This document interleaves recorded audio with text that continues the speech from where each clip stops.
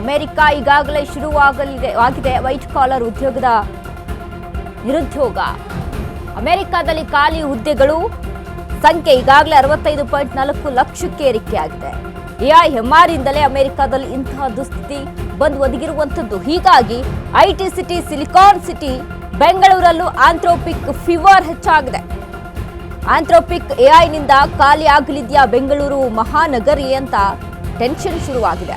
IT industry ಜೊತೆಗೆ finance consulting ಕ್ಷೇತ್ರಕ್ಕೂ AI shock ಎದುರಾಗಿರುವಂಥದ್ದು. ಮಾನವನ ಕಾರ್ಮಿಕ ಶಕ್ತಿಗೆ ಪರಿಹಾರ ಶಕ್ತಿಯಾಗಲಿದೆ ಎಐಎಂಆರ್. ಕೋವಿಡ್ ಬಳಿಕ ಈಗಲೇ ದೊಡ್ಡ ಪ್ರಮಾಣದಲ್ಲಿ ನಿರುದ್ಯೋಗ ತಾಂಡವ ಆಡ್ತಾ ಇದೆ. ಭಯಂಕರ ಭವಿಷ್ಯ ಮುಂದಿರೋದು ಹಸಿವಿನ ರಾಜ್ಯನ ಅನ್ನುವಂಥ ಇಲ್ಲಿ ಪ್ರಶ್ನೆಗಳು ಮೂಡ್ತಾ ಇದೆ. ಈಗಾಗಲೇ ಅಮೆರಿಕಾದಲ್ಲಿ ಈ ಒಂದು ದುಸ್ಥಿತಿ ಬಂದು ಒದಗಿರುವಂಥದ್ದು. ನಿರುದ್ಯೋಗ ಅನ್ನೋದು ಅಮೆರಿಕಾದಲ್ಲಿ ಈಗಾಗಲೇ ಒಂದು ರೀತಿ ಶುರುವಾಗ್ಬಿಟ್ಟಿದೆ. ಇದೇ ಒಂದು ಸ್ಥಿತಿ, ಇದೇ ತರದಂತಹ ದುಸ್ಥಿತಿ ಬೆಂಗಳೂರಿಗೆ ಬಂದು ಒದಗುತ್ತಾ ಅನ್ನುವಂಥದ್ದು ಮತ್ತೊಂದು ಕಡೆ ಪ್ರಶ್ನೆಯನ್ನ ಹುಟ್ಟಿ ಆಗ್ತಾ ಇರುವಂಥದ್ದು.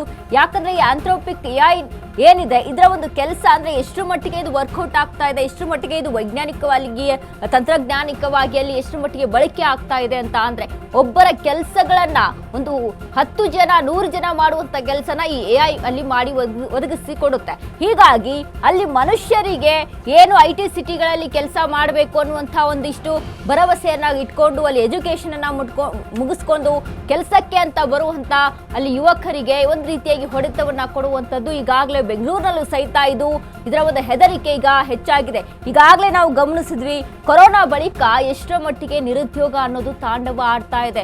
ಕೊರೋನಾ ರಾಜ್ಯದಲ್ಲಿ ಆಗಿರ್ಬೋದು, ಇಡೀ ದೇಶದಲ್ಲೇ ಕೊರೋನಾ ಆವರಿಸಿಕೊಂಡು ಅಲ್ಲಿ ಯಾವ ಮಟ್ಟಿಗೆ ಅಲ್ಲಿ ಎಫೆಕ್ಟ್ ಅನ್ನ ತಂದು ಒದಗಿತು, ಇನ್ನು ರಾಜ್ಯದ ಜನರು ಯಾವ ರೀತಿಯಾಗಿ ತತ್ತರಿಸಿ ಹೋದ್ರು ನಾವು ಸಾಕಷ್ಟು ಗಮನಿಸಿದ್ವಿ. ಎಲ್ಲಾ ಯುವಕರು ಅಲ್ಲಿ ಈಗಾಗಲೇ ಈ ಕೋವಿಡ್ ಬಳಿಕ ಒಂದು ರೀತಿ ರೈತ ಜೀವನಕ್ಕೆ ಅಲ್ಲಿ ಮುಂದಾಗಿದ್ರು. ಅಲ್ಲಿ ಯಾವ್ದಪ್ಪ ಕೃಷಿಯನ್ನ ಮಾಡ್ಕೊಂಡು ಮುಂದೆ ಹೋಗ್ಬಿಡೋಣ ಅನ್ನುವಂತ ಒಂದಿಷ್ಟು ಭರವಸೆಯಲ್ಲಿ ಹೀಗೆ ಮುಂದಾಗಿದ್ರು. ಇದೀಗ ಈ ಎಐ ತಂತ್ರಜ್ಞಾನಗಳು ಏನಿದೆ ಇದು ಕೂಡ ಅಷ್ಟರ ಮಟ್ಟಿಗೆ ನಿರುದ್ಯೋಗವನ್ನ ತಂದು ಒದಗುತ್ತಾ ಅನ್ನುವಂತ ಟೆನ್ಷನ್ ಒಂದ್ ಕಡೆ ಹೆಚ್ಚಾಗಿದೆ.